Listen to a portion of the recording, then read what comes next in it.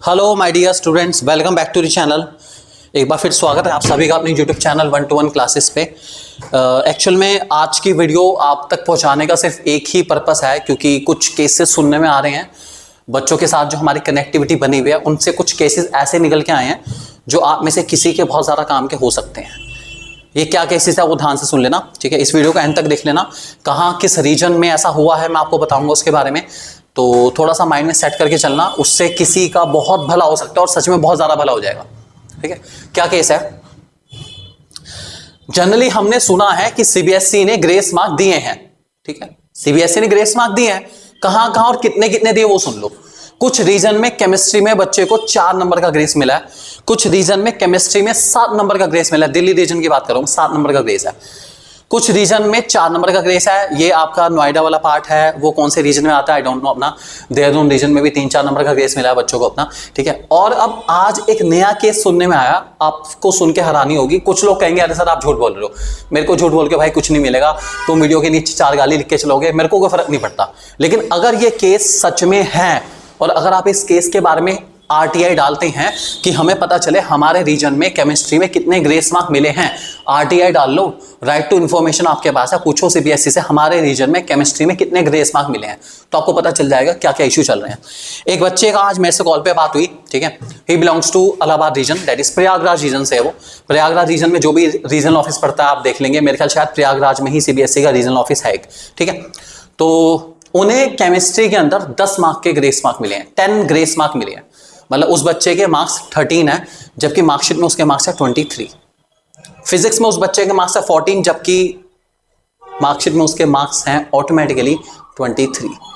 Maths में उस बच्चे के मार्क्स है 20-21 के आसपास, फिर भी उसके मार्कशीट में मार्क्स हैं 26। मतलब बच्चा फेल है, तीनों सब्जेक्ट में पूरा फेल है, फिर भी सीबीएसई ने उसे पास कर रखा है। कैसे? क्यों? कैसे करा?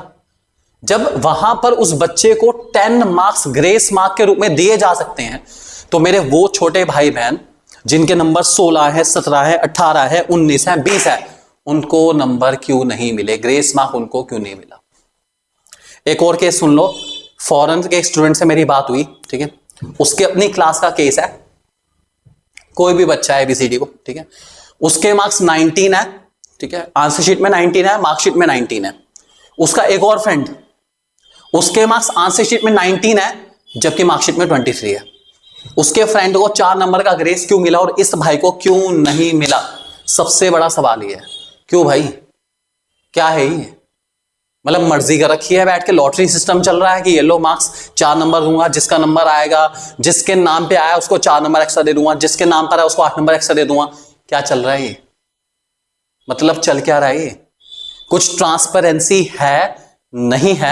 एटलीस्ट सीबीएसई ये भी तो पता है कि किस रीजन में बच्चों को कितने ग्रेस मार्क मिले हैं, कितने % से नीचे वाले बच्चों को ग्रेस मार्क मिले हैं।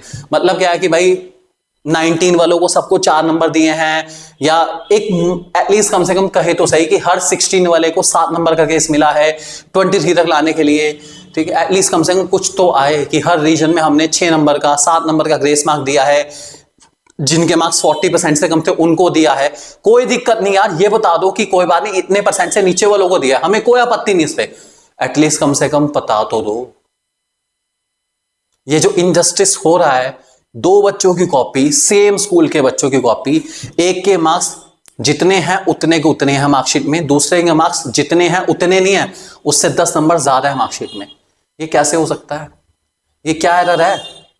इस एरर को मैं क्या नाम दूं?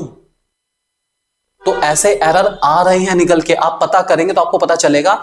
जस्ट बिकॉज क्योंकि स्टूडेंट हमारे साथ ये सब चीजें शेयर करते हैं, तो मैं आपको अवेयर कर पाता हूं इन चीजों के बारे में।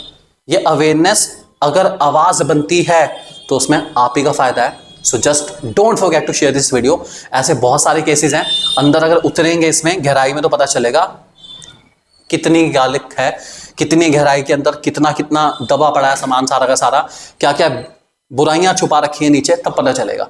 सो प्लीज प्लीज प्लीज आवाज उठाइए, ग्रेस मार्क चाहिए, मतलब चाहिए, ग्रेस मार्क मिलने चाहिए।